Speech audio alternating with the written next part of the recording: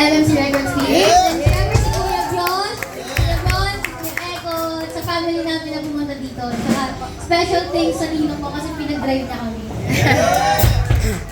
Ano to, hindi siya yung typical na kanta, pero itong laso namin para to sa mga torpe.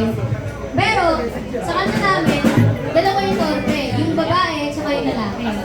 Kasi syempre, diba, tayo mga babae, ayaw naman natin mag-first move. Syempre, kailangan muna si lalaki. Kasi dalagang Pilipina eh. So, ang title ng kantang to ay Bon.